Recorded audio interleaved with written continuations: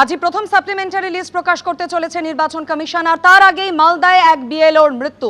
পরিবারের তরফ থেকে অভিযোগ করা হচ্ছে তার বুথের 110 জন ভোটারের নাম বিবেচনাধীন তালিকায় ছিল, আর যে কারণে মানসিক চাপে ছিলেন ওই বিএলও। গতকাল রাতে গুরুতর অসুস্থ অবস্থায় তাকে হাসপাতালে নিয়ে যাওয়া হয় এবং তারপরে চিকিৎসকরা তাকে মৃত বলে ঘোষণা করেন। পরিবারের অভিযোগ এসআইআর নিয়ে অত্যধিক চাপের কারণেই মৃত্যু হয়েছে ওই বিএলও। এসআইআর প্রক্রিয়া চলাকালীন একের পর এক বিএলওর মৃত্যুর অভিযোগ, আত্মহত্যার অভিযোগ সামনে আসে, অসুস্থ হওয়ার অভিযোগ সামনে আসে। আজ যখন বিবেচনাধীন ভোটারদের একেবারে নিষ্পত্তি হতে চলেছে, প্রথম দফার সাপ্লিমেন্টারি লিস্ট প্রকাশিত হতে চলেছে, তার আগে ফের একবার এক বিএলওর মৃত্যু। মালদার ঘটনা, ঠিক কি ঘটনা ঘটেছে, বিএলওর পরিবারের তরফ থেকে কি অভিযোগ করা হচ্ছে, আরো বিস্তারিত আমাদের জানাবেন প্রতিনিধি সোমক লাহিড়ী আমাদের সঙ্গে রয়েছে। সোমক, দেখো, ঘটনাটা ঘটেছে মালদার চাঁচল 2 নম্বর ব্লকের অন্তর্গত মালতীপুর বিধানসভা কেন্দ্র এলাকায়। উৎপল থোকদার নামে এই বিএলও, তার পরিবার জানিয়েছে যে বিএলওর কাজ করার পর থেকে তিনি অসুস্থ হয়ে পড়েন। প্রায় 110 জনের নাম বিবেচনাধীন তালিকায় চলে গেছে। এরপর থেকে আরো বেশি অসুস্থ হয়ে পড়েন।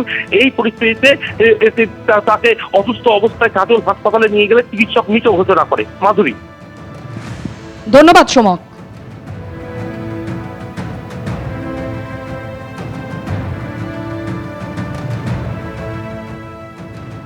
আমার স্বামী হার্ট অ্যাটাক করেছে, এসআইয়ের কাজ করতো, রাত জেগে জেগে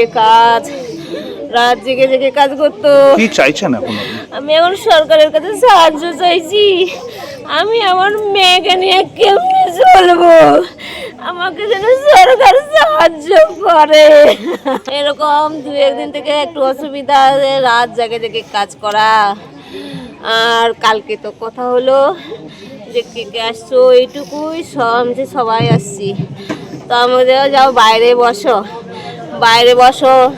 তখন ভালোই ছিল, সুস্থ ছিল, শুয়ে আছে, অক্সিজেন চলছে। আর তারপরে আবার ডাকলো, তখন আর সহ্য হচ্ছে না, তখন সব খুলে দিচ্ছে, সব মুখ থেকে খুলে দিচ্ছে, মানে বিঘার উঠে গেছে।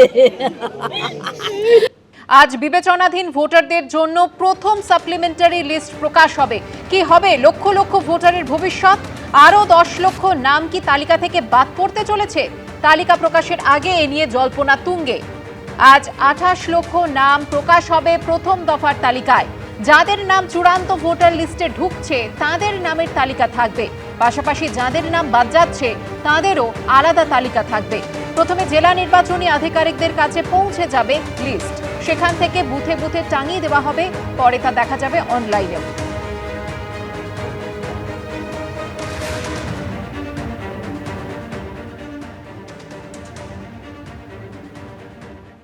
এবিপি আনন্দ, এগিয়ে থাকে, এগিয়ে রাখে।